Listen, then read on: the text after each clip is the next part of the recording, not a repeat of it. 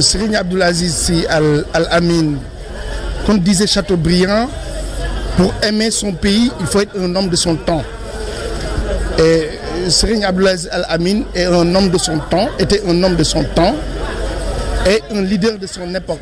Pour ses disciples, cette édition du Gamou est particulière. Avec la disparition du marabout, ils se sentent orphelins. Depuis 83, même au-delà de 83, quand on avait un Gamou à Nioro, c'est lui-même qui se déplaçait pour venir à Nioro. Donc chaque année, si on organise, après le Gamou, le Maouloud, chaque année on organise un Gamou à Nioro. Et c'est lui-même qui le présidait.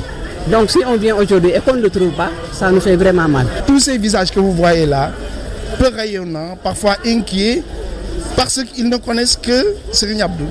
Un vide, certes, ça ne peut pas dire qu'il n'y a pas de vide. Ça, c'est pas possible.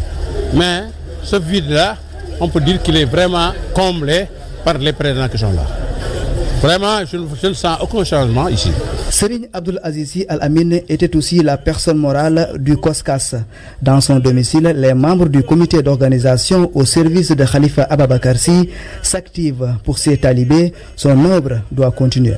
Il est irremplaçable, mais quand même on gère la situation. Il n'y a aucun changement au niveau de l'organisation du COSCAS. Il n'est plus là, mais son jeune frère, le porte-parole de la famille Sidaj Malissi, Seigne Pape Malissi, il le représente sur toute la ligne. À côté de lui, il y a ses enfants. En l'occurrence, je peux dire le fils aîné de Seigne Abdoul Aziz, Seigne Babacar Sy.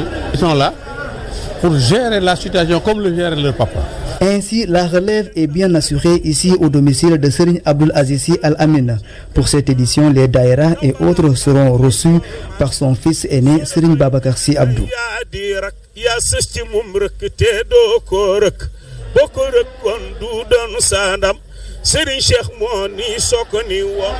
Anne-Marie Gomis, c'était tout ce qu'il fallait retenir dans cette incursion.